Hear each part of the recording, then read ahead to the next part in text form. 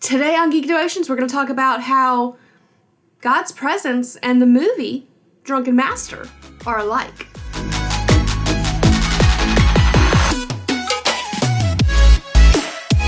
Hello and welcome to Geek Devotions, the show from devoted geeks who are devoted to letting people know that they are loved. I am Celeste, and we are so glad that you have hit play today. Do me a favor, go ahead and hit the like button, hit the share button, subscribe to our page. We do things all the time on this page, and we want you to know what's going on as soon as it's going on. And while you're at it, go check out our Facebook page and our Instagram and our Twitter and our Twitch page, and especially our website. Also, we have a podcast called Calm Talk, which is coming out this weekend, featuring a good friend of ours, Mr. John Haryu, not talking about music, but talking about something else that is very dear to his heart. Also, while you're at our website, you should go check out our merch store. We have awesome merch available, including merch for this month, because it's February, guys. And that means that it's Kung Fu February.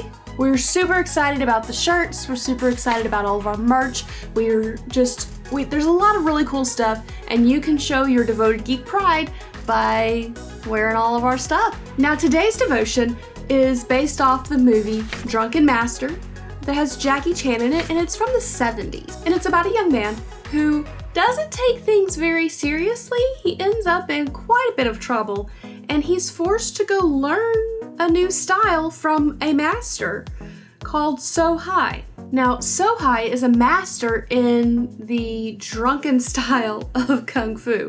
It's very, very odd, but hey, it works for him. He's one of the most renowned masters. There are people who hear his name and they go, "Oh, it's you. Oh no, we're leaving." So Frankie, Jackie Chan's character, I'm sure that it had a different name, but in the English audio dubbing, which was the only way I could find it, it was Frankie. Just throwing that out there. Frankie was living with So Hai for about a year, doing the things that you do when you apprentice under somebody, when you're trying to learn their trade, when you're trying to learn what they do with such intensity. And I'm gonna preface this with, he was fed well. One day, So Hai sent him into town to get some wine, more wine for So Hai, and he decided to spend all the money on food and bought like 2 cups of wine and poured the rest of the jug full with water and brought it back. And what he didn't realize is that So Hai had gotten challenged to a fight in the midst of Frankie being gone. And so he didn't have enough wine in his system to be able to perform his Kung Fu correctly. Now, I do want to say this as an aside. Some of the symptoms, some of the things that he was exhibiting, the shaking of the hands, the not being able to do everything correctly, it was him detoxing off of alcohol. And we don't mean to make light of alcoholism, because we understand that that is a very serious thing. But that's kind of where we're going with it. That So Hai wasn't able to fight properly because he didn't have enough wine in his system. Now, if you struggle with any form of addiction, there will be links down in the description below, phone numbers to our friends over at Victims and Villains, and then the phone numbers there to get help with addiction. We're not trying to make light of that. That is a serious thing that if you struggle with, please get help. Please. God needs you to do more than be addicted to whatever you're addicted to. As we said, Frankie had filled the jug mostly with water, so when he comes up to the farm where he and So Hai have been living, and he sees the fight going on, he starts running, going, "Master, Master, what's wrong?" And So Hai goes, "Toss me the wine." And he tosses So Hai the wine, and he drinks it, and he spits it out. And he goes, "That's water!" He then proceeded to lose the fight because he was not able to fight the way he knew how. The way that he had mastered, he wasn't able to do it. In Exodus, we see Moses leading the people of Israel out of Egypt.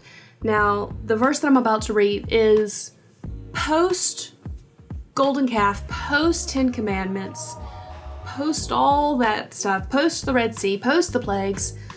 So after all that, Moses was talking to God, and God goes, I'm gonna move you out of this place. And this is after Moses is convinced God and reminded God that he's a just God. He doesn't need to destroy the Israelite people because he's promised them things. And God is a God of his word. So God goes, okay, well, I'm going to move you back to the land of the promise. And Moses says this, Exodus 33:15. And he said to him, if your presence will not go with me, do not bring us up from here. See, Moses knew something. Moses knew that God could tell them, hey, go over here, and didn't have to necessarily go with them. But he also knew that his strength for leading, the strength of Israel, the strength of everything wasn't his.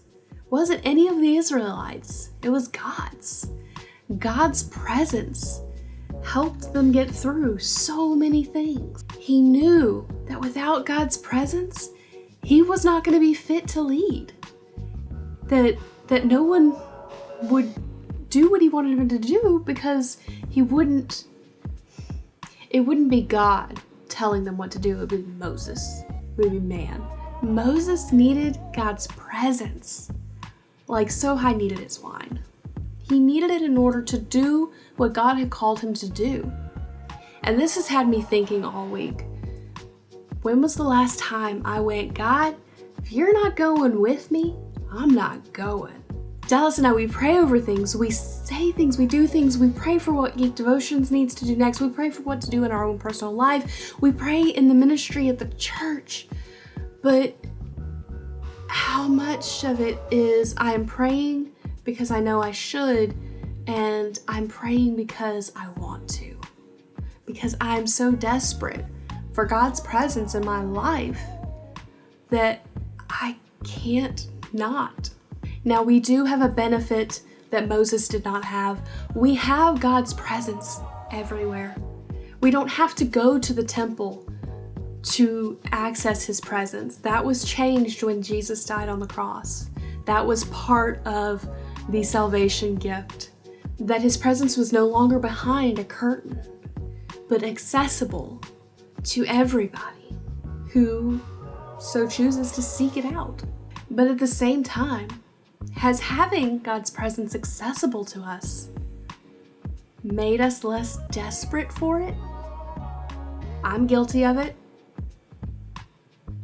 I've been realizing this whole week that my sheer desperation to be in God's presence is not what it had been.